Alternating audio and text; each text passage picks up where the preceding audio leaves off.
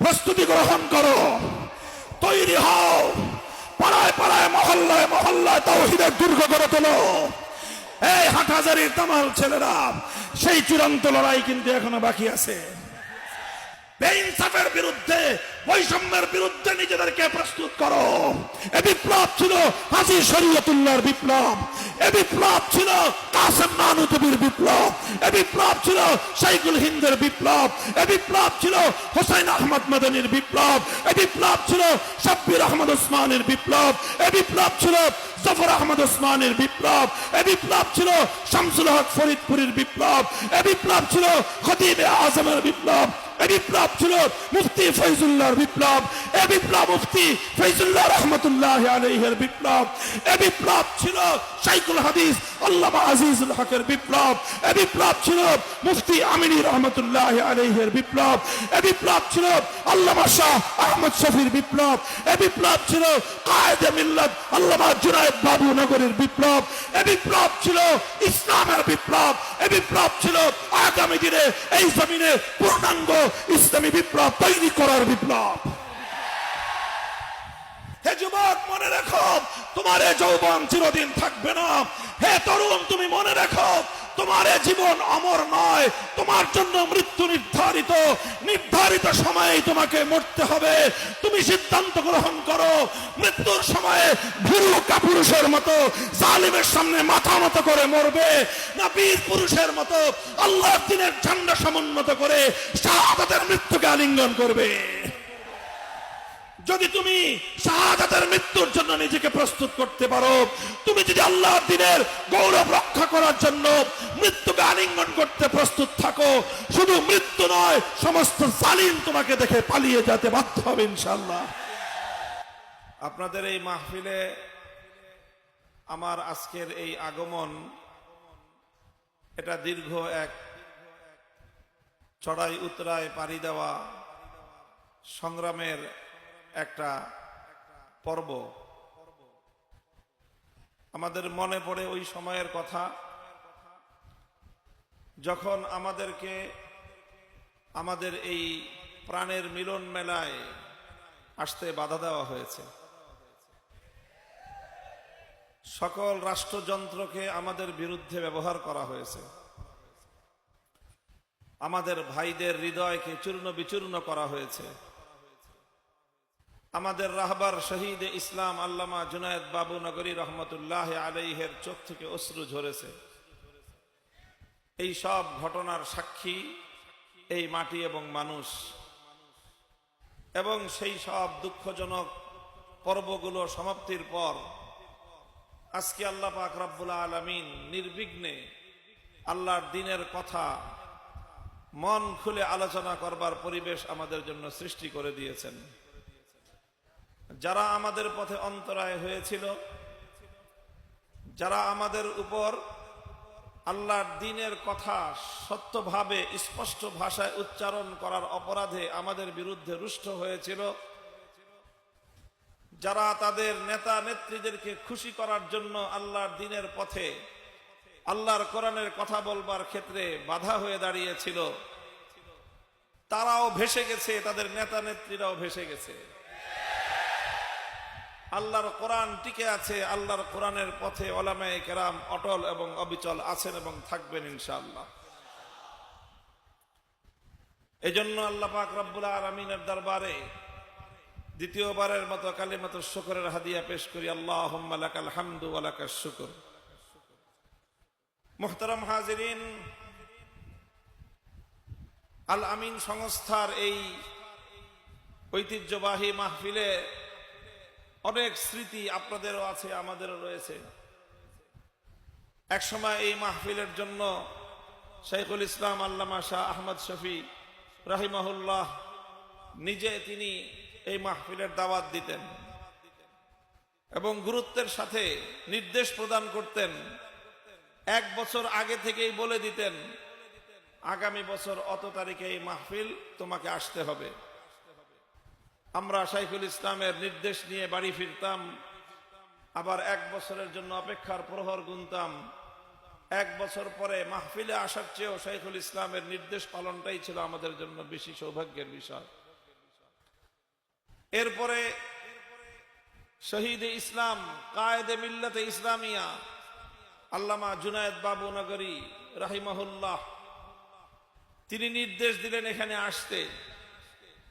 আমরা আসার চেষ্টা করলাম, আমাদের পথে অন্তরায় হয়ে দাঁড়ালো জালিম অত্যাচারী শাসক গোষ্ঠী।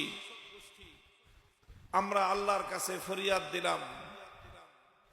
আমি জানি না আপনাদের সেই দৃশ্যগুলো মনে আছে কিনা, কিন্তু বিভিন্ন মিডিয়ার মাধ্যমে আমি এখানে উপস্থিত না থাকলেও আল্লামা জুনায়েদ বাবু নগরী রহমতুল্লাহ আলাইহের সেই আকুতি, সেই ফরিয়াদের কথা আমার চোখেও ভাসে, আমার কানেও স্পষ্ট এখনো সেই আওয়াজ শুনতে পাই।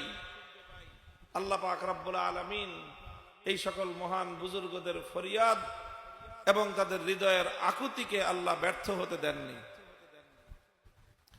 একটু একটু করে পুঞ্জীভূত এই অভিশাপ, পুঞ্জীভূত এই ক্ষোভ, পুঞ্জীভূত এই ফরিয়াদ, পুঞ্জীভূত এই আহাজারিগুলো আল্লাহ পাকের দরবারে জমা হয়েছে। এগুলো জমাট বাঁধতে বাঁধতে তারপর একসঙ্গে 5ই আগস্ট অভিশাপ হিসেবে অত্যাচারীর মসনদকে, অত্যাচারীর অস্তিত্বকে আল্লাহর জমিন থেকে বিলুপ্ত করে দিয়েছে। ফাতাবিরু ইয়া উলিল আবসার, সকলে শিক্ষা গ্রহণ করো। ভবিষ্যতে যারা জুলুম, অন্যায়, অবিচার, আল্লাহর কোরআনের পথে বাধা বিঘ্ন সৃষ্টি করবার পায়তারা করবে, তোমাদেরকে আমি বলবো তোমরাও এখান থেকে শিক্ষা গ্রহণ করো।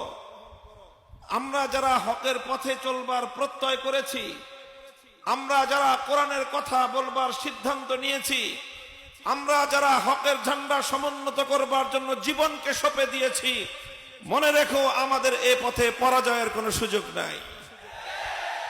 আমাদের এই রাস্তায়, আমাদের এই অভিযানে পরাজয় বলতে কোনো শব্দ নাই। আমাদের এই পথে দুটোই শব্দ, ইম্মা শাহাদা ওয়া ইম্মাল ফাতাহ। হয় আমরা বিজয় নিয়ে গাজী হয়ে বাড়িতে ফিরবো, না হয় শাহাদাতের রক্ত দিয়ে আমরা বিজয়ের ভিত রচনা করে যাব।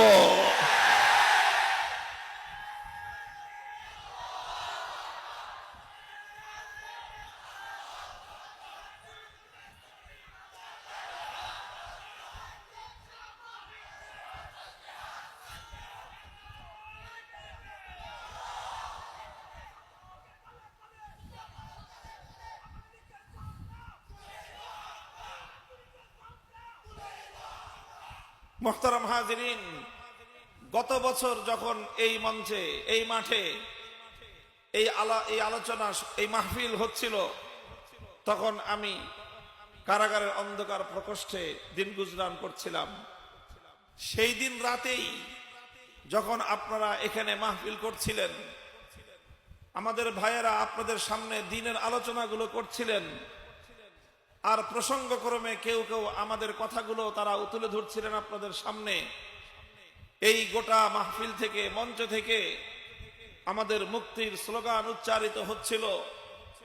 আকাশ বাতাস মুখরিত হয়ে ইথারে ইথারে ভাসতে ভাসতে সে আওয়াজ 100 মাইল দূরত্বে কাশিমপুর কারাগারের অন্ধকার প্রাচীর ভেদ করে আমাদের কর্ণকুহর পর্যন্ত পৌঁছেছিল।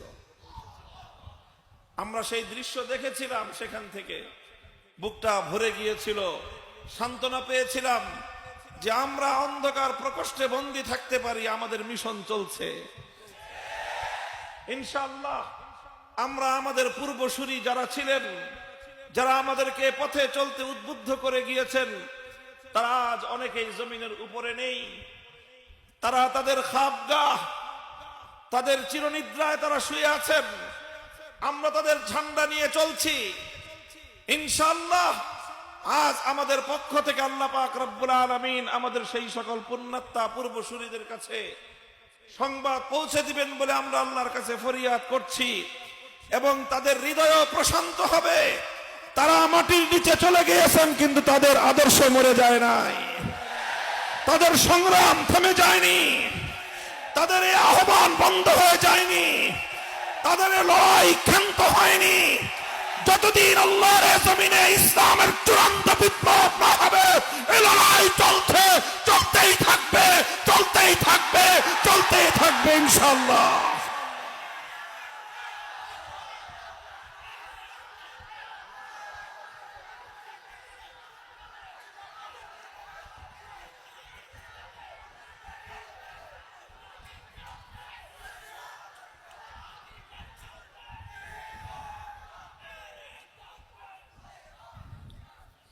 মুহতারাম হাজিরিন, দীর্ঘ আলোচনা করার অবকাশ নেই।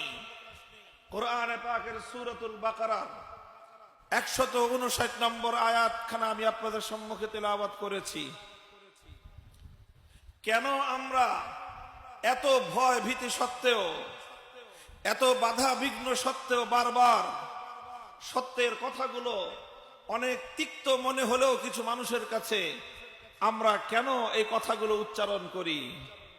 কেন এই কথাগুলো আমাদেরকে কোন জিনিস বাধ্য করে? সংক্ষিপ্ত পরিসরে দু একটি কথা বলবো এই বিষয়ের উপর। আল্লাহ বলছেন, ইন্নাল্লাযীনা ইয়াকতুমুনা মা আনজালনা মিনাল বায়্যিনাতি ওয়াল হুদা মিন বা'দি মা বায়্যানাহু লিন-নাসি ফিল কিতাব উলাইকা ইয়ালআনুহুমুল্লাহু ওয়া ইয়ালআনুহুমুল লাঈনুন। যারা আল্লাহর পক্ষ থেকে হেদায়েতের আয়াতগুলি নাজিল হওয়ার পর আল্লাহর পক্ষ থেকে মানব জাতির সামনে হেদায়েতের কথা, হক এবং হক্কানিয়তের কথাগুলো নাজিল করে দেওয়ার পরেও, আল্লাহর পক্ষ থেকে সেগুলো বর্ণনা করে দেওয়ার পরেও যে সকল মানুষেরা আল্লাহর সেই দ্বীনে হকের কথাগুলো গোপন করবে, মানুষের কাছে প্রকাশ করবে না, মানুষের কাছে তারা হকের দাওয়াতগুলো তুলে ধরবে না, আল্লাহ তাদের সম্পর্কে অত্যন্ত কঠোর হুঁশিয়ার বাণী উচ্চারণ করেছেন। বলেছেন, উলাইকা ইয়ালআনুহুমুল্লাহ, তাদের উপর আল্লাহর অভিশাপ, ওয়া ইয়ালআনুহুমুল লাঈনুন, শুধু আল্লাহর অভিশাপ নয়, বরং সকল নবী, সকল ফেরেশতা এবং সমস্ত মুমিন বান্দাদের অভিশাপ তাদের উপরে। কাজেই আল্লাহর দ্বীনে হকের যেই কথাগুলো, সত্যের যেই কথাগুলো বলা প্রয়োজন হবে যখন, তখন সেই কথাগুলো বলতেই হবে। সেই কথাগুলো তিক্ত মনে হতে পারে কারো কাছে। আমাদের আরবিতে প্রবাদ সুপ্রসিদ্ধ রয়েছে, কুলিল হাক্কা ওয়ালাউ কানা মুররান, সত্য সবসময় মিষ্টি লাগে না। হকের কথা সবার কাছে ভালো লাগে না। হকের কথায় কারো অ্যালার্জির, চুলকানির উপদ্রব তৈরি হতে পারে। হকের কথায় কারো কানের মধ্যে চুলকানি লাগতে পারে। হকের কথা গিলতে কারো কাছে তিক্ত মনে হতে পারে। কিন্তু চিরন্তন বাণী হলো এই, যদি কারো চুলকানির উপদ্রব হয় সে তার চুলকানির উপশম করবে। কারো কাছে হকের কথা গিলতে যদি তিক্ত মনে হয় সে তার রোগের চিকিৎসা করবে। হকের কথা তাদের জন্য স্তব্ধ হয়ে যাবে না। এটাকে স্তব্ধ করে দেওয়া যাবে না। হকের কথাগুলো অবশ্যই বলতে হবে। হক এবং হক্কানিয়তের কথা, দ্বীনে হকের কথা, এই কথার মধ্যে কিছু কথা রয়েছে এমন যেই কথাগুলো সময়ে সময়ে অনেক বড় বড় শক্তিশালী মানুষের বিপক্ষে যায়, অনেক বড় বড় কর্তৃপক্ষের বিপক্ষে যায়, এমনকি অনেক সময় অনেক শাসক গোষ্ঠীর বিপক্ষে যায়, রাষ্ট্রশক্তির বিপক্ষে যায়। হকের ধর্মই এমন যে হক যখন পথ চলে তখন ধনী আর গরিবের মধ্যে ভেদাভেদ করে পথ চলে না। হক যখন পথ চলে শাসক আর শাসিতের মধ্যে ব্যবধান করে চলে না। হক যখন পথ চলে ধনী আর গরিবের মধ্যে কোনো পার্থক্য করে না। হক যখন পথ চলে শক্তিশালী আর দুর্বলের মাঝে কোনো পার্থক্য রচনা করে না। হক তার আপন গতিতে চলতে থাকে। কখনো এটা জালেমের কাছে তিক্ত মনে হয়, হক তার আপন গতিতে চলতে থাকে। কখনো ধনীর কাছে এটা অসুন্দর লাগে, হক তার আপন গতিতে চলতে থাকে। কখনো শাসক গোষ্ঠীর কাছে এটা তিক্ত মনে হয়, হক তার আপন গতিতে চলতে থাকে। কখনো জালেমের কাছে এটা অপ্রিয় মনে হয়। যত জালেমের কাছে অপ্রিয় মনে হোক না কেন, শাসক গোষ্ঠীর কাছে যত অপ্রিয় মনে হোক না কেন, ধনীর কাছে এটা যতই তিক্ত মনে হোক না কেন, হকের কথাকে তার আপন গতিতে কিয়ামত পর্যন্ত অব্যাহত রাখা, এটাই হলো হকের ঝান্ডাবাহী উলামায়ে উম্মতের জিম্মাদারি। এটা উলামায়ে কেরামের ফরজে মানসবি, ওয়াজিবুল উলামা। বায়ানুল হাক্কে ইনদা সুলতানিন জাইর, সত্যের কথাগুলো সকল শক্তিশালী বিপক্ষের শক্তিশালী বিপক্ষবাদী শক্তির বিপক্ষে হলেও সত্য কথাগুলো, হকের কথাগুলো, আল্লাহর দ্বীনের কথাগুলোকে স্পষ্ট ভাষায় বলে যাওয়া, এটা হলো উলামায়ে উম্মতের সবচেয়ে বড় ফরজে মানসাবি, সবচেয়ে বড় জিম্মাদারি, সবচেয়ে বড় দায়িত্ব।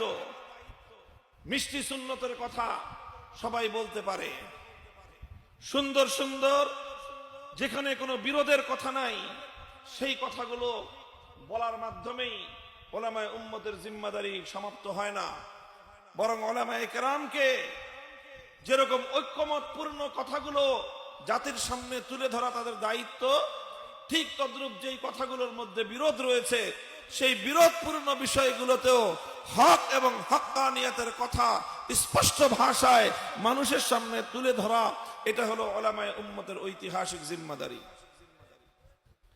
এই জিম্মাদারি আদায়ের ক্ষেত্রে আমি আপনাদের কাছে 4টি কথা বলবো পয়েন্ট আকারে। প্রথম কথা হলো, হকের কথা বলার ক্ষেত্রে কিছু আদাব রয়েছে। এই ক্ষেত্রে 2টি আদব অত্যন্ত গুরুত্বপূর্ণ, লক্ষ্য রাখতে হবে। হকের কথা বলতে গেলে 2 ধরনের বিপদ আসতে পারে, বাধা আসতে পারে, সেই বাধা 2টির কথা মনে রাখতে হবে। 2টি আদব বলবো এবং 2টি বাধা বিপত্তির কথা বলবো, সংক্ষিপ্ত আলোচনা।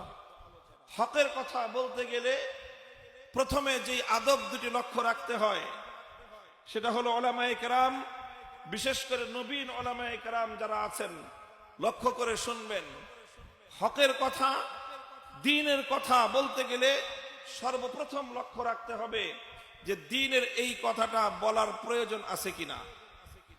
এই কথাটা এই মানুষের সামনে, এই অডিয়েন্সের সামনে, এই শ্রোতা মণ্ডলীর সামনে বলার কোনো প্রয়োজন এই মুহূর্তে আছে কিনা, এটা লক্ষ্য রাখতে হয়। যদি মনে হয় যে হ্যাঁ এই কথাটা এই শ্রোতা মণ্ডলীর জন্য প্রয়োজন, তারা এই কথাটার মুখাতাব হওয়ার উপযুক্ত, তখন লক্ষ্য রাখতে হবে যে এই কথাটা বলার দায়িত্ব আমি ছাড়া অন্য আরো কেউ আমার চেয়ে সুন্দরভাবে আঞ্জাম দিচ্ছেন কিনা। যদি অন্য কেউ আমার চেয়ে আরো সুন্দরভাবে এই কথাটা মানুষকে পৌঁছে দিচ্ছেন, তাহলে সেই ক্ষেত্রে অযথা কোনো কথা বলার দায়িত্ব নিজে কাঁধে তুলে নেওয়াটা, এটা ওয়াজ এবং নসিহত করার যে উসুল রয়েছে ইসলামী শরীয়তে, সেই উসুলের খেলাফ।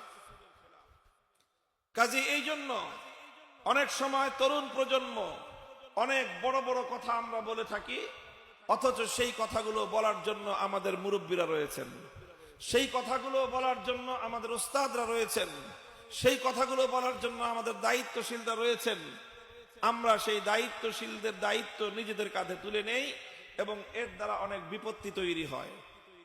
কারণ যে যেই কথা বলার দায়িত্বশীল, যিনি যেই কথা বলার মাসউল, তাকে আল্লাহ পাক সেই কথা বলার হিকমত দান করেন।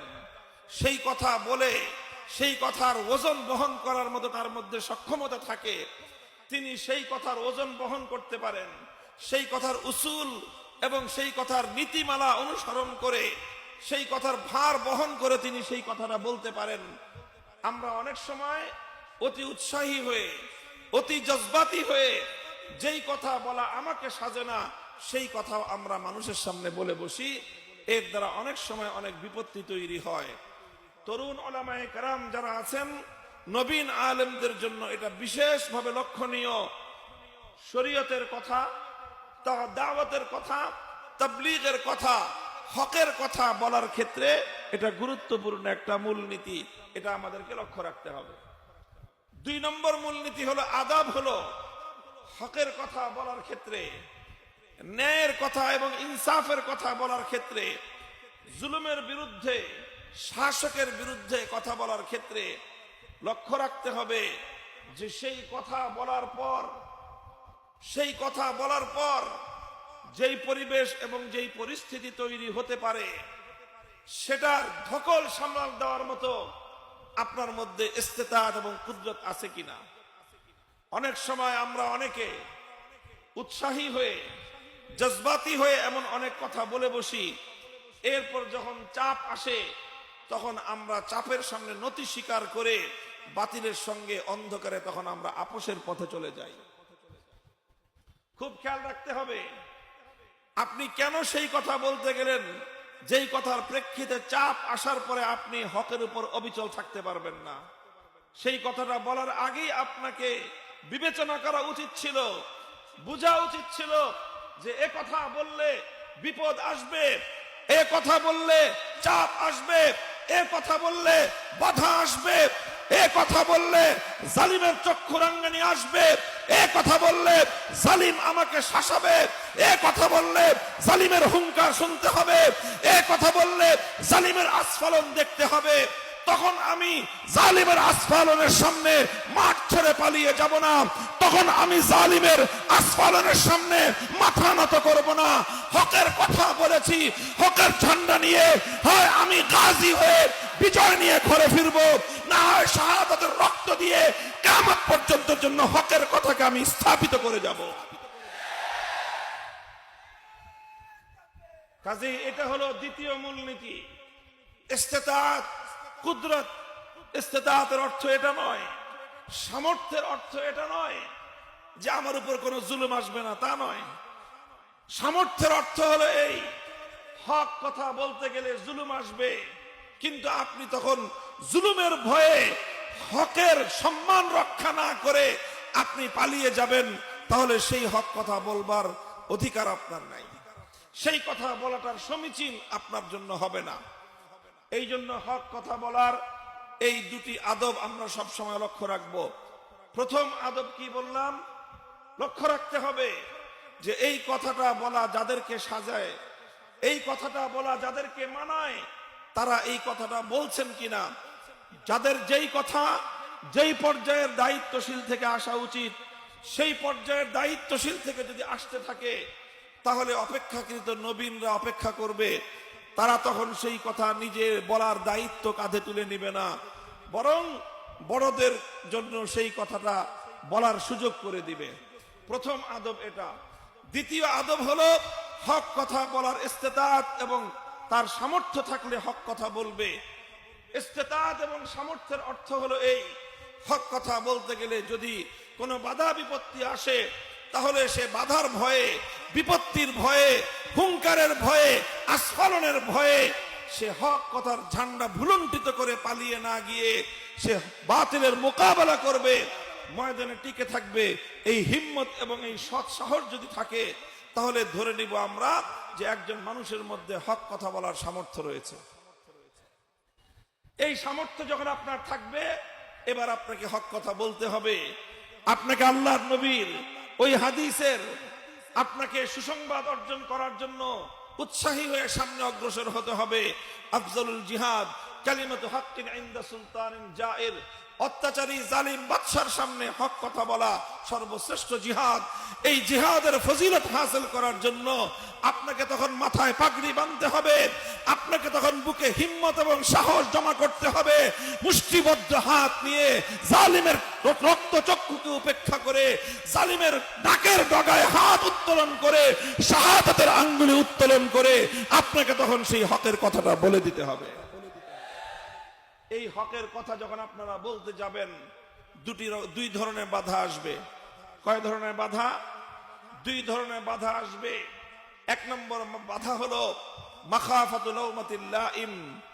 মাখাফাতুল লাউমাতিল লাইম, অনেক তিরস্কারকারীরা তিরস্কার করবে, অনেক বিদ্রুপকারীরা বিদ্রুপ করবে, অনেক ভাবে মানুষ আপনাকে হক কথা বলার কারণে আপনাকে এইভাবে বিদ্রুপ করবে, আপনাকে টিটকারি মারবে, আপনাকে তিরস্কার করবে। আল্লাহ রাসূল সাল্লাল্লাহু আলাইহি ওয়াসাল্লাম আবু যর গিফারি রাদিয়াল্লাহু তাআলা আনহুকে এই ক্ষেত্রেই বলেছিলেন, ওয়ালা তাখাফ ফিল্লাহি লাউমাতা লাইম। সত্যের কথাটা বলে যাবে, হকের কথাটা বলে যাবে, কোন তিরস্কারকারীর তিরস্কারের তুমি ভয় পাবে না, কোন বিদ্রুপকারীর বিদ্রুপকে তুমি পরোয়া করবে না, বরং আল্লাহর জন্য, আল্লাহর দ্বীনের জন্য যে হক কথাটা বলা প্রয়োজন, সেই হক কথাটা তুমি বলে যাবে। তিরস্কারের ভয় করা যাবে না, টিটকারির ভয় করা যাবে না, বিদ্রুপকারীর বিদ্রুপের তোয়াক্কা করা যাবে না। এটা হলো এই বাধাটা আসবে। এই বাধাটা যখন আপনি অতিক্রম করবেন, বিদ্রুপকারীর বিদ্রুপকে যখন আপনি অতিক্রম করবেন, তখন দ্বিতীয় বাধা আসবে। রাসূল আকরাম সাল্লাল্লাহু আলাইহি ওয়াসাল্লাম সেই বাধা অতিক্রম করার জন্য তার প্রিয় সাহাবী হযরতে আবু সাঈদ খুদরি রাদিয়াল্লাহু আনহুকে নির্দেশ দিয়েছেন, লা ইয়ামনাআন্না আহাদান লা ইয়ামনাআন্না আহাদাকুম রাহবাতুন নাস লা ইয়ামনাআন্না আহাদাকুম রাহবাতুন নাস আন ইয়াকুলুল হক্ক ইযা রাআহু আও শাহিদা। তোমাদের কাউকে, কোন সাহাবীকে, কোন ঈমানদারকে, আল্লাহর নবীর সত্যিকার কোন অনুসারীকে যেন কোন হক কথা বলার ক্ষেত্রে কোন মানুষের ভয়, কোন মানুষের আতঙ্ক যেন বাধা হয়ে না দাঁড়ায়, বরং সব মানুষের ভয় ভীতিকে উপেক্ষা করে জালিমের সামনে, অত্যাচারীর সামনে, অন্যায়কারীর সামনে, প্রভাবশালীর সামনে যে হক কথাটা বলা প্রয়োজন, সেই হক কথাটা তুমি অকপটে বলে যাবে। হযরতে আবু যর গিফারী রাদিয়াল্লাহু আনহু এই জন্যই এক হাদিসের মধ্যে তিনি ইরশাদ করেছেন, লাউ ওয়াজাতুমুস সামসামাতা আলা হাযিহি লাউ ওয়াজাতুমুস সামসামাতা আলা হাযিহি সুম্মা ইন্নী যানানতু আন্নী উনফিযু কালিমাতান সামি'তুহা মিন রাসূলিল্লাহি সাল্লাল্লাহু আলাইহি ওয়াসাল্লাম ক্বাবলা আন তুনজিজু আলাইয়া লাআনফাসতুহা।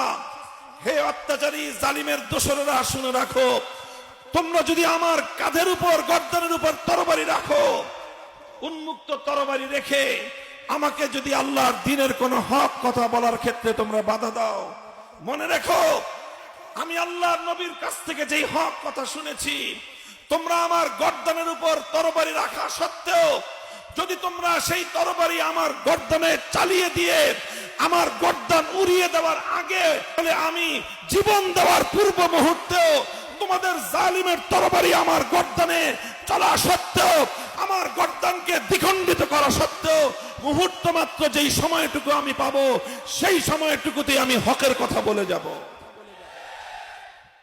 মুহতারাম হাজিরিন, এই হলো হকের পথের বাধা। মাখাফাতু লাউমাতিল লাইম, কোন তিরস্কারের পরোয়া করা যাবে না, কোন জুলুমের ভয় পাওয়া যাবে না। এই দুটি বাধাকে অতিক্রম করে হকের কিছু কথা জাতির সামনে বলে যেতে হবে। আগামী প্রজন্মের যে সকল উলামায়ে কেরাম, তরুণ এবং নবীন প্রজন্মের যে সকল উলামায়ে কেরাম, তাদের হিম্মত আফজাইয়ের জন্য বলতে চাই, তাদেরকে উৎসাহ আর অনুপ্রেরণা দেওয়ার জন্য বলতে চাই, তাদেরকে সাহস যোগানোর জন্য বলতে চাই, আজও যদি তোমরা মানুষের তিরস্কারে পরোয়া না করে আল্লাহর ভয়কে একমাত্র বক্ষে ধারণ করে সমস্ত জালিম শাহির ভয়কে তুমি দুপায়ে দোলে হক কথা যদি তুমি বলে যেতে পারো, ইনশাআল্লাহ আজ না হয় কাল হকের ঝান্ডা সমুন্নত হবে, বাতিল তোমার পায়ের নিচে পিষ্ট হবে ইনশাআল্লাহ। আমরা বলেছি, আমরা এই ফিতনার সময় দোর্দণ্ড প্রতাপশালী সময়ের লেডি ফেরাউন হযরত মুশতাকুন নবী সাহেব সবক মুখস্থ করে গেছেন না? লেডি ফেরাউন, নব্য ফেরাউন না বলে লেডি ফেরাউন বলতে বলছেন। আমি তো বলি শুধু লেডি ফেরাউন না, একটা নমরুদ, একটা ফেরাউন, আরেকটা কারুন, আরেকটা আব্দুল্লাহ ইবনে উবাই রাইসুল মুনাফিকিন, চারটাকে এক গ্লাসে গোলালে একটা শেখ হাসিনা হয়। চারজন, আবার শুনেন নামগুলো মনে রাখেন, যদি প্রমাণ আর ব্যাখ্যা জানতে চান ভিন্ন আলোচনায় ব্যাখ্যা করব। একটা নমরুদ, একটা ফেরাউন, আরেকটা কারুন, আরেকটা রাইসুল মুনাফিক সর্দার আব্দুল্লাহ ইবনে উবাই ইবনে সলুল। এই চারজনকে এক গ্লাসে গোলাইলে তাহলে একটা কি হয়? একটা লেডি ফেরাউন তৈরি হয়। এই লেডি ফেরাউন, তার সাথে আমাদের একটাই প্রসঙ্গ দাঁড়িয়েছিল, বড় কোনো প্রসঙ্গ না। সে ধোকার আশ্রয় নিয়ে, ভাওতাবাজির আশ্রয় নিয়ে কিছু দরবারি মোল্লা মৌলবীদের দিন বিকিয়ে দেওয়া, স্বার্থের অন্ধকারে গোড়া চলাই পথে চলা, তাদের কিছু বক্তব্যকে পুঁজি করে আল্লাহর এই জমিন থেকে, একত্ববাদের এই জমিন থেকে, যেই জমিনে শাহজালাল মুজাররদ ইয়ামানি আল্লাহু আকবারের আওয়াজ তুলবার পর শিরক এবং পুত্তলকাতাবাদীর ধ্বজাধারী গৌর গোবিন্দ পালিয়ে যেতে বাধ্য হয়েছিল। সেই জমিনে শত শত বছর পর আবার এই লেডি ফেরাউন আল্লাহর এই জমিনে তাওহীদের জায়গায় শিরকের ঝান্ডা সমুন্নত করতে চেয়েছিল। তাওহীদের ভূমিতে শিরকের আখড়া গড়তে চেয়েছিল। একত্ববাদের এই জমিতে সে শিরকের আখড়া, শিরকের মূল পুঁজি, শিরকের মূল উৎসব মূর্তির নগরে, মূর্তির দেশে পরিণত করতে চেয়েছিল। আমার বাংলাদেশ, যেই বাংলাদেশের রাজধানী হলো ঢাকা, যেই ঢাকার একটাই বৈশিষ্ট্য, পৃথিবীতে একমাত্র নগর যেই নগরের উপাধি হলো মসজিদের নগর। পৃথিবীতে একমাত্র দেশ বাংলাদেশ, যে দেশের রাজধানীর উপাধি হলো মসজিদের নগর। অনেক শহরে অনেক মসজিদ আছে, অনেক বড় বড় মসজিদ আছে। এমনকি পবিত্র বাইতুল্লাহর নগর মক্কাকে বাইতুল্লাহর শহর বলা হয়, পবিত্র মদিনা শরীফকে নবীজির শহর বলা হয়, মসজিদের শহর বলা হয়। পৃথিবীতে একটা মাত্র শহরকে, সেই শহরের নাম ঢাকার শহর। খুঁজে দেখেন, শত বছরের ইতিহাসের পাতায় পাতায় সাহিত্যিকরা লিখে গেছেন, কবিরা কবিতা গেয়ে গেছেন। এভাবেই বাংলাদেশের রাজধানী ঢাকার শত শত বছরের ঐতিহ্য দাঁড়িয়েছে। এই ঢাকা হলো মসজিদের শহর, এই ঢাকা হলো মসজিদের নগর। এই শহরটার বৈশিষ্ট্য, এই শহরটার শত বছরের ঐতিহ্যকে ধ্বংস করে এটাকে মসজিদের শহর থেকে পরিবর্তন করে মূর্তির শহর বানানোর পায়তারা করেছিল। মুহতারাম হাজিরিন, লড়াইটা ছিল অনেক কঠিন এক লড়াই। লড়াই ছিল সংস্কৃতির লড়াই, লড়াই ছিল কালচারাল লড়াই, আর লড়াই ছিল তাওহীদ এবং শিরকের লড়াই। এই লড়াইয়ে শেখ হাসিনা অবতীর্ণ হয়েছিল এমন একটা সময় যখন সে তার দণ্ডপ্ত প্রতাপের চূড়ায়, সর্বোচ্চ চূড়ায় সে অবস্থান করছিল, যখন দেশের উপর তার আধিপত্য, তার নিয়ন্ত্রণ, গোটা দেশের উপর তার ক্ষমতা নিরঙ্কুশ ভাবে প্রতিষ্ঠিত হয়েছিল। সেই চূড়ান্ত লগনে তার শক্তিমত্তা, দেশের উপর তার নিয়ন্ত্রণের চূড়ান্ত সময়ে সে চেয়েছিল মসজিদের নগরকে মূর্তির নগরে পরিণত করতে। বাংলাদেশের সবচেয়ে বড় মেগা প্রকল্প স্বাধীনতা উত্তর বাংলাদেশের 53 বছরে সবচেয়ে বড় রাষ্ট্রীয় যে প্রকল্প তৈরি হয়েছে পদ্মা সেতু প্রকল্প। পদ্মা সেতুর দুই পারে মহাসড়ক, এক্সপ্রেসওয়ে সহ হাজার হাজার কোটি টাকা ব্যয়ে নির্মিত এই বিশাল প্রকল্প। তখন তো আমরা এমন ভাবে শুনতাম, তিনি শুধু বলতেন যে আমি পদ্মা সেতু বানিয়ে দিয়েছি, আমি এই সেতুর রাস্তা তৈরি করে দিয়েছি, আমি এই সেতুর মধ্যে দিয়ে রেল লাইন তৈরি করে দিয়েছি। মাঝে মাঝে আমার মনে হয় সে তার বাবার মিরাসি সম্পত্তি থেকে মনে হয় এগুলি বানায় দিয়েছে। এটাই মনে হয়তো তার কথার ভাবসাবে তার বাপদাদার তালুক বিক্রি করে দেশের জনগণের জন্য মনে হয় সেতু নির্মাণ করে দিয়েছে। পরে খবর নিয়ে দেখলাম যে না, বাপদাদার সম্পত্তি বিক্রি করে সেতু বানায় নাই, বরং সেতু বিক্রি করে কিছু টাকা দিয়ে সেতু বানিয়েছে, বাকি টাকা নিজের আখের গোছানোর জন্য বিদেশে পাচার করেছে। যাই হোক, সেই দুর্নীতি নিয়ে আলোচনা করা আমার আজকের আলোচ্য বিষয় নয়। সবচেয়ে বড় মেগা প্রজেক্টের মাথার মধ্যে যেখান থেকে এই প্রকল্প সূচনা হয়েছে, ঢাকার ধুলাইপাড়, সেই মোড়ে বিশাল করে এক বেদি বানালো। বিশাল বেদি, বাংলাদেশের কোন মন্দিরে এত বড় বেদি নাই, ভারতে আছে কিনা আমার জানা নাই, মনে হয় নাই। এত বড় এক বিশাল বেদি তৈরি করা হলো। সেই বেদির মধ্যে একটা মূর্তি নির্মাণ করার আয়োজন চললো, যেই মূর্তি দেশের ভিতরে তৈরি করা যায় না, বিদেশ থেকে অর্ডার দিয়ে এক বিশাল দৈত্যের আকারের এক মূর্তি বানায় আনার প্রকল্প চললো। মূর্তিটা হলো তার বাবার, একজন মরহুম মানুষের দৈত্যের আকারে মূর্তি বানায় এনে সেই বেদিতে বসাবে। এই আয়োজন যখন চলল, ঢাকার শহরের প্রথমে আঞ্চলিক ওলামায়ে কেরাম এর প্রতিবাদ করলেন যে ঢাকার শহরে চারিদিকে মসজিদ, প্রতিদিন সন্ধ্যাবেলায় প্রতি 5 ওয়াক্তের সময় মসজিদগুলো থেকে আজানের ধ্বনিতে আকাশ মুখরিত হয়, মধ্যখানে বিশাল এক মূর্তির দেবীতে বসে থাকবে বেদিতে। এটা এই ঢাকার শহর এবং এই শহরের 1000 বছরের ঐতিহ্যকে ধ্বংস করে দিবে। বাংলাদেশের সর্ববৃহৎ মেগা প্রকল্প এটাকে শিরকি সাংস্কৃতিক প্রতীক হিসেবে বিশ্ব দরবারে বাংলাদেশকে মূর্তির রাষ্ট্র হিসেবে চিহ্নিত করবে। কাজেই এটার প্রতিবাদ প্রথমে করা হলো স্বাভাবিকভাবে। ছোট মানুষরা, সাধারণ মানুষরা যখন প্রতিবাদ শুরু করলো, কিছুদিন পর তাদের উপর এমন চাপ প্রয়োগ করা হলো, সাধারণ মসজিদের ইমাম মুসল্লিরা শুরু করেছিলেন এই ধরনের প্রতিবাদ। চাপের ঠেলায় কেউ আর এলাকায় থাকতে পারে না, মসজিদের ইমাম সাহেবরা মসজিদে নামাজ পড়াতে পারে না, রাত দিন তাদেরকে দৌড়ে বেড়াতে হয়, এখান থেকে ওখানে ফেরারি জীবন যাপন করতে হলো। তখন বিষয়টা স্থানীয় পর্যায় থেকে জাতীয় পর্যায়ে আসলো। আমরা বললাম, এই পবিত্র মুসলমানদের মাটিতে, এ দেশে 97% মুসলমানদের কৃষ্টি কালচার, তাদের ঐতিহ্যের উপর আঘাতকারী কোন মূর্তি সংস্কৃতি বাস্তবায়ন হতে দেওয়া হবে না। আমরা ঘোষণা দিলাম। আমাদের এই ঘোষণায় তিনি বেজায় ক্ষিপ্ত হলেন, রাগান্বিত হলেন, ক্ষুব্ধ হলেন।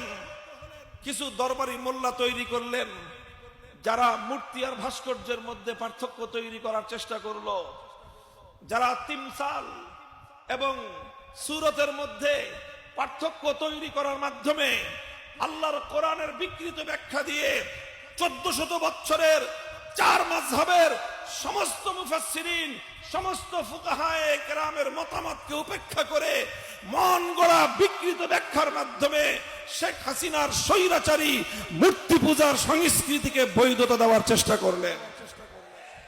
আমি উলামায়ে কেরামকে বলবো, ওই সময়ে কারা কারা এই কাজগুলো করেছিল, সেই সকল চিহ্নিত কোরআন বিকৃতিকারীদেরকে জাতির সামনে নতুন করে পরিচয় করিয়ে দেওয়া দরকার। এটা ভয়ঙ্কর বিষয়। একজন স্বৈরাচারীকে খুশি করতে গিয়ে, একজন মূর্তি স্থাপনকারীর মন জুগাতে গিয়ে আল্লাহর কোরআনকে তারা বিকৃত করেছিল। একজন স্বৈরাচারীর মনোতুষ্টির জন্য ইসলামের 1400 বছরের অবিকৃত বিধানের মধ্যে তারা বিকৃতি সাধন করেছিল। এই অপরাধীদের কোনো ক্ষমা নাই, এদের ক্ষমা হতে পারে না। এদেরকে ক্ষমা করলে কিয়ামত পর্যন্ত আল্লাহর দ্বীন হেফাজত করা যাবে না।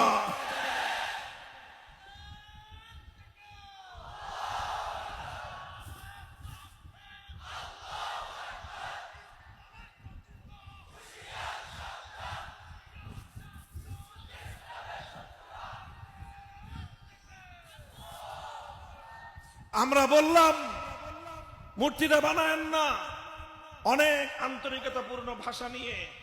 আদ-দীন ওয়ান নাসিহা, দ্বীন অর্থ হলো কল্যাণকামিতা। লিল্লাহি ওয়া লিরাসূলিহি ওয়া লিআইম্মাতিল মুসলিমিন, মুসলমানদের শাসকদের কল্যাণকামিতা, এটাই হলো দ্বীন। আমরা কল্যাণকামিতার ভাষায় বললাম, একজন মানুষ মারা গেছেন, তার জীবন এবং কর্ম নিয়ে বিতর্ক থাকতে পারে। কারো কাছে তিনি মহান ব্যক্তি হতে পারেন, কারো কাছে তিনি অনেক বড় অন্যায়কারী হতে পারেন। যিনি চলে গেছেন তাকে নিয়ে নতুন করে বিতর্কে আমরা জড়াতে চাই না। সেরকম একজন নিহত ব্যক্তিকে এইভাবে রাস্তার মোড়ে মূর্তি বানায়, প্রত্যেকটা জেলা শহরে শহরে তার মূর্তি বানায়, প্রত্যেকটা উপজেলা কমপ্লেক্সে তার মূর্তি বানিয়ে, প্রত্যেকটা রাষ্ট্রীয় স্থাপনার মধ্যে তার মূর্তি তৈরি করে, প্রতিটি সরকারি অফিস আদালতে তার মূর্তি তৈরি করে গোটা দেশটাকে একজন ব্যক্তির নামে মূর্তি পূজার দেশে পরিণত করবেন, এটা এদেশের 90% মুসলমান ভালো চোখে দেখে না। এই কথা আমি কেন বললাম? আমার বিরুদ্ধে প্রথমে কিছু দরবারি লোক লাগালো, যারা নানাভাবে আমার বিরুদ্ধে বিষোদ্গার করলো। আমরা যারা বললাম, আমাদেরকে তারা নানাভাবে বিতর্কিত করার চেষ্টা করলো। আমরা আমাদের কথার উপর অটল এবং অবিচল থাকলাম। আল্লাহ পাকের শুকরিয়া আদায় করি, জীবনের ভয় ছিল, মৃত্যুর পরোয়ানা ছিল, জালিমের রক্তচক্ষু আমাদের সামনে ছিল, জালিম আমাদেরকে বড় ক্ষতি করতে পারে, সে ভয় ভীতি আমাদের সামনে ছিল। আল্লাহুম্মা লাকাল হামদু ওয়া লাকাশ শুকর। আল্লাহর তৌফিকের জন্য আবার আল্লাহর দরবারে সাজদাতুশ শুকর আদায় করি। সেদিন আমরা হকের ঝান্ডা সমুন্নত রেখেছিলাম, সেদিন আমরা তাওহীদের ঝান্ডা নিয়ে আমরা মাথা উঁচু করে দাঁড়িয়েছিলাম, সেদিন আমরা জালিমের রক্তচক্ষুর সামনে মাথা নত করি নাই। আমরা এক মুহূর্তের জন্য মূর্তি সংস্কৃতি বাংলাদেশে প্রতিষ্ঠার এই ষড়যন্ত্রকে আমরা সমর্থন দেই নাই।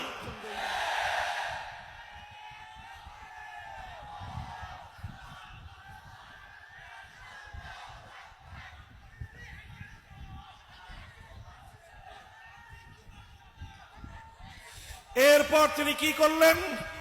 এরপর গোটা রাষ্ট্রযন্ত্রকে নিয়ে, তার গোটা স্বৈরাচারী বাহিনীকে নিয়ে, তার হেলমেট লীগ হাতুড়ি লীগকে নিয়ে, তার যুবলীগ ছাত্রলীগকে নিয়ে, তার গোটা সমস্ত সাঙ্গপাঙ্গদেরকে তিনি আমার বিরুদ্ধে লেলিয়ে দিলেন।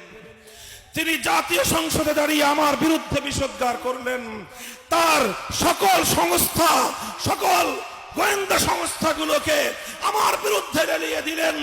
আমি একজন ছোট্ট মানুষ, আমার পুঁজি ছিল একটাই, হকের কথা বলেছি।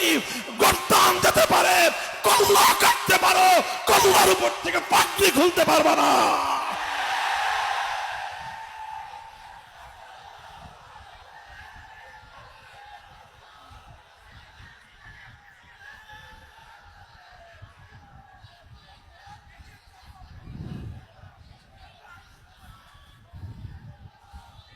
আলহামদুলিল্লাহ। হে তরুণ প্রজন্মের আলেম সমাজ, বাংলার তরুণ সমাজ, ছাত্র জনতা, ইতিহাস বলছি তোমাদেরকে অনুপ্রাণিত করবার জন্য। 1000 বছরের আগের ইতিহাস বললে তোমরা মনে করবে সেগুলো ওই যুগে সম্ভব ছিল, এই যুগে সম্ভব নয়। আজ আমরা আমাদের এই যুগের ইতিহাস পর্যালোচনা করছি যেন আগামী দিনে আমার তরুণ প্রজন্ম, নবীন প্রজন্ম, ছাত্র জনতা, নবীন আলেম ওলামা, তারা যেন এভাবেই আগামী দিনে হকের ঝান্ডা নিয়ে সামনে চলবার অনুপ্রেরণা হাসিল করতে পারে। আমরা যখন এভাবে মাথা নত করলাম না, অনেকে মাথা নত করলেন, তারা নিরাপত্তার রাস্তায় চললেন। আমরা নিজেদের জীবনের নিরাপত্তার চেয়েও আল্লাহর দ্বীনের গৌরবকে প্রাধান্য দিলাম। আমরা নিজেদের জীবনের নিরাপত্তার চেয়ে আল্লাহর দ্বীনের সম্মানকে প্রাধান্য দিলাম।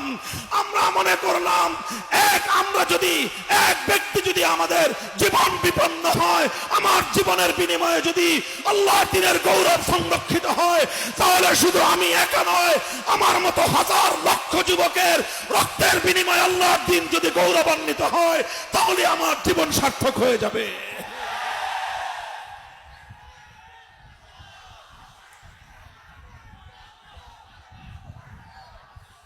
হে যুবক, মনে রাখো, এ জীবন চিরদিনের জন্য নয়। হে যুবক, মনে রাখো, তোমার এ যৌবন চিরদিন থাকবে না। হে তরুণ, তুমি মনে রাখো, তোমার এ জীবন অমর নয়, তোমার জন্য মৃত্যু নির্ধারিত। নির্ধারিত সময়ে তোমাকে মরতে হবে। তুমি সিদ্ধান্ত গ্রহণ করো, মৃত্যুর সময়ে ভীরু কাপুরুষের মতো জালিমের সামনে মাথা নত করে মরবে, না বীর পুরুষের মতো আল্লাহর দ্বীনের ঝান্ডা সমুন্নত করে শাহাদাতের মৃত্যুকে আলিঙ্গন করবে। যদি তুমি শাহাদাতের মৃত্যুর জন্য নিজেকে প্রস্তুত করতে পারো, তুমি যদি আল্লাহর দ্বীনের গৌরব রক্ষা করার জন্য মৃত্যুকে আলিঙ্গন করতে প্রস্তুত থাকো, শুধু মৃত্যু নয়, সমস্ত জালিম তোমাকে দেখে পালিয়ে যেতে বাধ্য হবে ইনশাআল্লাহ। আজ বাংলাদেশ তার জ্বলন্ত সাক্ষী।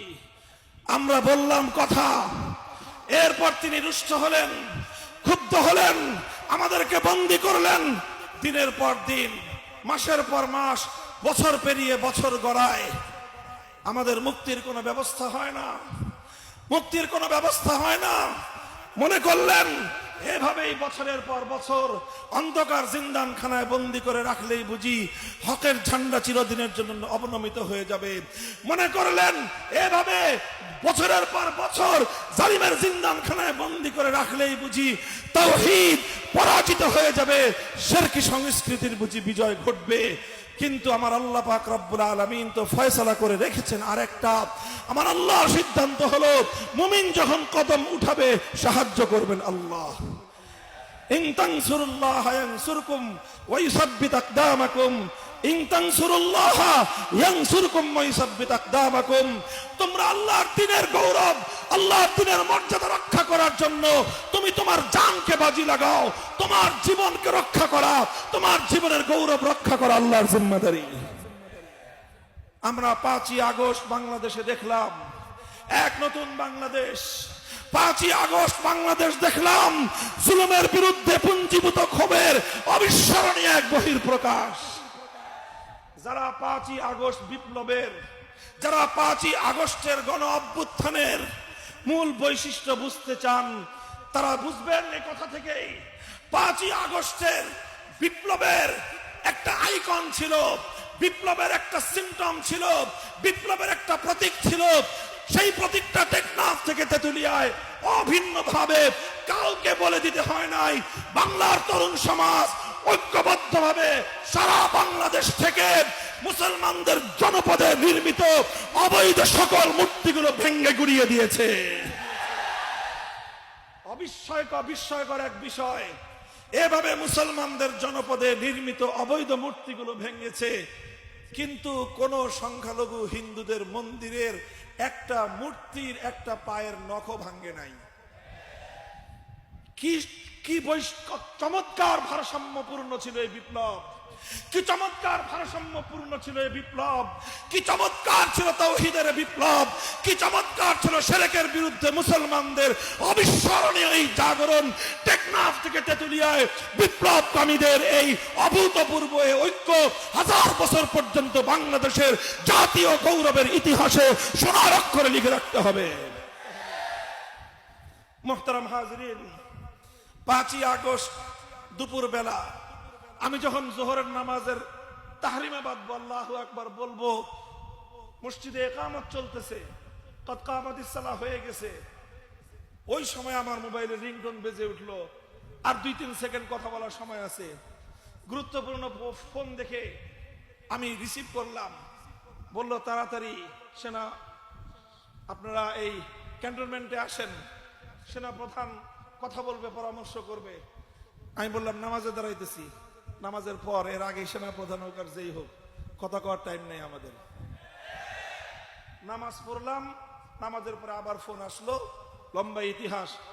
বলল, তাড়াতাড়ি আসেন, আপনাদের সাথে পরামর্শ ক্রমে দেশের এই অচল অবস্থা নিরসনে মাননীয় সেনা প্রধান তিনি ব্যবস্থা গ্রহণ করবেন। গেলাম ঢাকা সেনানিবাসের সেনা সদরে, সেনা কর্মকর্তার যে অফিস, সেনা প্রধানের যে অফিস, সেখানে গেলাম। সেখান থেকে কাজ সারতে সারতে আসরের নামাজ হয়ে গেছে। তিনি সেনা প্রধান জাতির উদ্দেশ্যে ভাষণ দিলেন। স্বৈরাচারী সেই জালিম ফেসিবাদ পদত্যাগ করেছেন এবং দেশ একটি সুন্দর ভবিষ্যতের দিকে অগ্রসর হবে। আমরা রওনা করলাম সেনা সদরের অফিস থেকে বঙ্গভবনের উদ্দেশ্যে। ঢাকার সেনানিবাস থেকে মাত্র বের হয়েছি। এই জাহাঙ্গীর গেট বলে, জাহাঙ্গীর গেট থেকে বিজয় সরণি, মধ্যখানে প্রধানমন্ত্রীর কার্যালয়। খুব বেশি হলে আধা কিলোমিটার বা 1 কিলোমিটার হবে। এই 1 কিলোমিটার পথ চলতে চলতে যখন আমরা এই বিজয় সরণিতে এসে পৌঁছলাম, সেই বিজয় সরণিতে সেনাবাহিনীর তত্ত্বাবধানে বিশাল এক মূর্তি তৈরি করা ছিল। বিশাল মূর্তি, মাথা উঁচু করে তাকাইতে গেলে টুপি পরে যাওয়ার অবস্থা। এত উঁচা মূর্তি, এত বড় দেবতা, হুবলের চেয়েও বড়। এই মূর্তি এত শক্তিশালী, মজবুত ভাবে বানিয়েছে, কিন্তু কোত্থেকে যেন মুসলমানদের সৈনিক দল এসে ওখানে হাজির। হাতুড়ি, বাটাল, শাবল যা যা আছে সব এনে এই মূর্তির কেউ ঠ্যাং ভাঙা শুরু করছে, কেউ ঘাড়ের মধ্যে বাড়ি দেওয়া শুরু করেছে। ঘাড়ের মধ্যে আবার গলার মধ্যে দেখি এক দল এসে রশি বাঁধছে।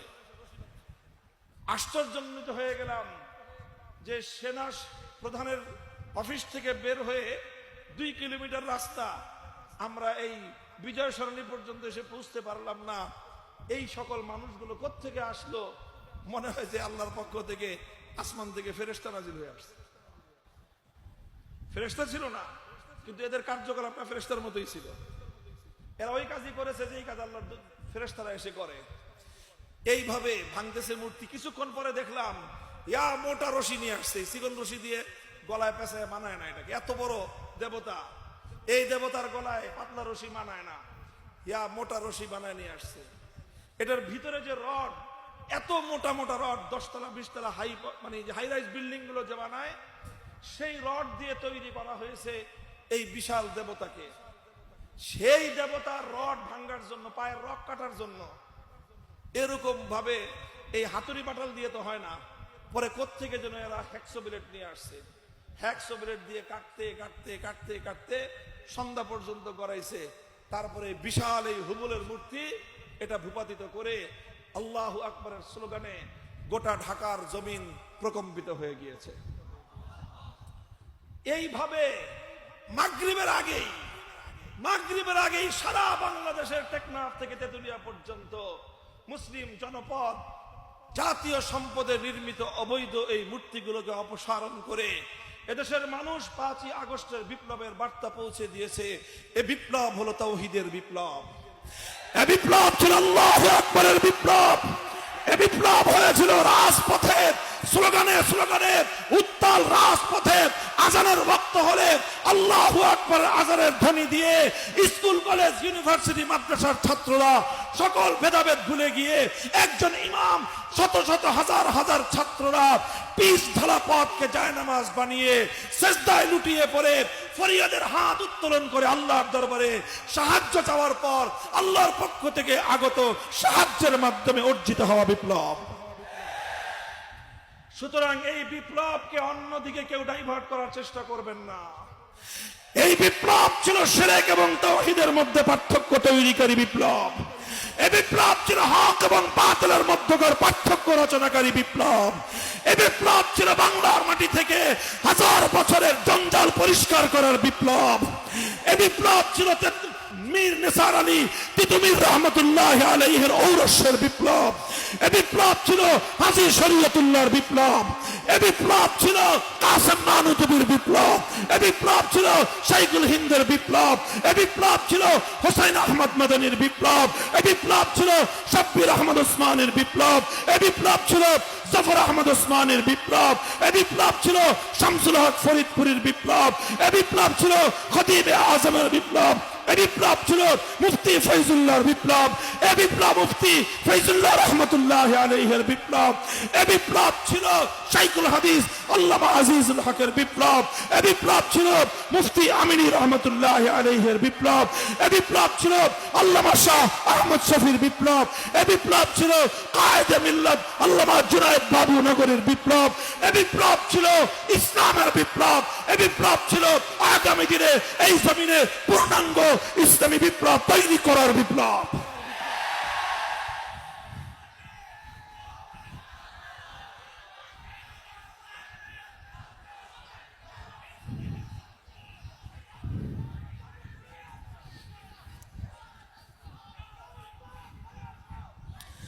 বার্তাটা পরিষ্কার বুঝবেন। এদেশের তরুণ প্রজন্মের নারী নক্ষত্র বুঝবার চেষ্টা করবেন। এদেশের আগামী প্রজন্মের মানসিকতা, সেন্টিমেন্টকে বুঝবার চেষ্টা করবেন। তারা আল্লাহর দ্বীনের সঙ্গে কোন ধরনের ভাওতাবাজি বরদাস্ত করবে না। আমরা স্পষ্ট ভাষায় বলতে চাই, যেই মূর্তি সংস্কৃতি বাংলার মাটি থেকে উৎখাত হয়েছে, এই সংস্কৃতি যেন আর কেউ আমদানি করবার পায়ে তারা না করে। এটা ছিল ভাস্কর্যের নামে মূর্তি তৈরি করার বিরুদ্ধে এক গণবিপ্লব। এই মূর্তি শেখ মুজিবুর রহমান সাহেবের মূর্তি না অন্য কার মূর্তি, কোন ব্যক্তির বিষয় এটা ছিল না। কাজে এটা যদি বঙ্গবন্ধুর মূর্তি হলে যেরকম আমরা এর বিরুদ্ধে, জিয়াউর রহমান সাহেবের মূর্তিও যদি তৈরি করা হয় আমরা সেটারও বিরুদ্ধে। মনে রাখবেন, আমাদের বিপ্লবের বার্তা পরিষ্কার। আবারও বলছি, অন্য ধর্মাবলম্বীদের ধর্মীয় স্বাধীনতা, ধর্মীয় অধিকারের বিরুদ্ধে আমাদের কোনো কথা নাই, বরং সব ধর্ম বর্ণ নির্বিশেষে মানুষের ইসলাম প্রদত্ত ধর্মীয় স্বাধীনতা এবং অধিকার রক্ষা করতে আমরা বদ্ধপরিকর। কিন্তু 90% মুসলমানদের সন্তানদেরকে পৌত্তলিকতাবাদে দীক্ষিত করবার বিরুদ্ধে আমাদের সংগ্রাম চলছে এবং চলবে। মুসলমানদের জাতীয় শিক্ষা ব্যবস্থায় হিন্দুত্ববাদকে অন্তর্ভুক্ত করার ষড়যন্ত্র আমরা যেমন মানি নাই, আগামী দিনে নাস্তিক্যবাদ প্রবিষ্ট করবার কোন ষড়যন্ত্র আমরা বরদাস্ত করব না।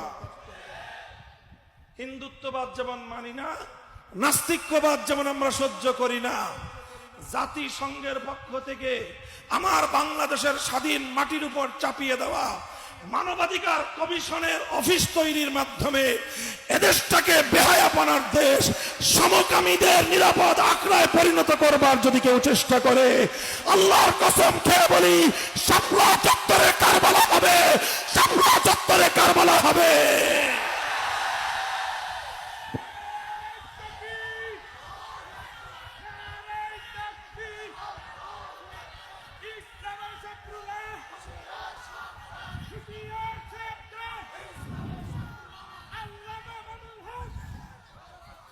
প্রস্তুত থাকবেন তো ইনশাআল্লাহ?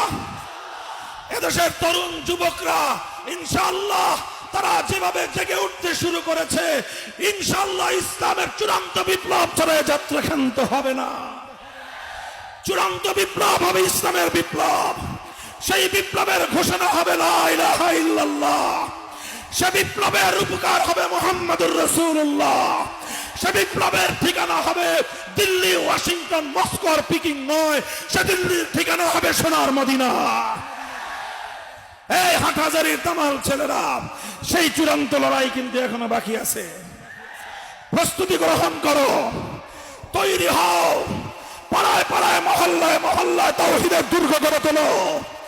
বেইনসাফের বিরুদ্ধে, বৈষম্যের বিরুদ্ধে নিজেদেরকে প্রস্তুত করো। যারা দেশের বিরুদ্ধে, বাংলাদেশের মুসলিম জাতিসত্তাকে ধ্বংস করবার পায়তারা করবে, তাদের বিরুদ্ধে নিজের হাতকে মুষ্টিবদ্ধ করো, নিজেদের হাতিয়ারকে শানিত করো। যদি প্রয়োজন হয় আমরা প্রথমে চোখের অশ্রু দিব, তারপর যদি প্রয়োজন হয় আমরা শরীরের ঘাম ঝরাবো, এরপর যদি প্রয়োজন হয় রক্ত দিতে হবে আমরা রক্ত দেব ইনশাআল্লাহ। জীবন দিতে হলে জীবন দেব। আমাদের জীবন তো তখনই সফলতা লাভ করবে, শহীদি খুনে হেসে উঠে যাবে জিন্দেগানি, শহীদি খুনে হেসে উঠে যাবে জিন্দেগানি। আমরা 1000 বছর বিরলের মতো বাঁচতে চাই না, 1000 বছর শ্রীগালে আল্লাহর দিনের জন্য বাঁচবো, আল্লাহর দিনের জন্য মরবো। ইন্না সালাতি ওয়া নুসুকি ওয়া মাহইয়ায়া ওয়া মামাতি লিল্লাহি রাব্বিল আলামিন। কথা বলেন ঠিক না বেঠিক? যতদিন বাঁচবো কার জন্য বাঁচবো? মরণের সময় জীবন কাকে দিতে চাই, কার জন্য দিতে চাই, কিভাবে দিতে চাই? শহীদি ঈদগাহে সম্মিলিত হয়ে জীবন দিতে চাই। মনে রেখো, যারা জীবন দিতে চায় তাদেরকে মারা যায় না, যারা মরতে চায় তাদেরকে মারা যায় না। কয়জন মারবা? 1632 জন মেরেছো, মানুষ মরা শেষ হয় নাই। তোমার সমস্ত গুন্ডা বাহিনী নিয়ে তুমি দেশ ছেড়ে পালিয়ে যেতে বাধ্য হয়েছো, কারণ এদেশের তরুণ প্রজন্ম শপথ করেছিল আমরা মরে যাব কিন্তু আর জুলুমকে সহ্য করব না। ইনশাআল্লাহ এর পরের বিপ্লব হবে, এদেশের তরুণ প্রজন্ম একটা শপথ নিয়ে মাঠে নামবে, বাঁচবো তো ইসলামের জন্য বাঁচবো, মরবো তো ইসলামের জন্যই মরবো। সেদিনই হবে ইনশাআল্লাহ এ বাংলা চূড়ান্ত ইসলামী বিপ্লব সাধিত হবে। প্রস্তুত থাকবেন সেজন্য, জীবন দেওয়ার জন্য প্রস্তুত থাকবেন, রক্ত দেওয়ার জন্য প্রস্তুত থাকবেন। দেশ বিরোধী, ইসলাম বিরোধী যে কোনো ষড়যন্ত্রের মোকাবেলায়, যে কোনো ত্যাগ আর কোরবানি স্বীকার করার জন্য কারা কারা প্রস্তুত থাকবেন, কারা প্রস্তুত থাকবেন? আল্লাহ পাক কবুল করুন, তৌফিক দান করুন। আমার জন্য দোয়া করবেন, কথাগুলো যেন আমার দিলের হয়, আমার মুখের যেন এই কথাগুলো না হয় শুধু। নাসরুম মিনাল্লাহি ওয়া ফাতহুন করিব ওয়া আখিরু দাওয়ানা আলহামদুলিল্লাহি রাব্বিল আলামিন। আসসালামু আলাইকুম ওয়া রাহমাতুল্লাহ।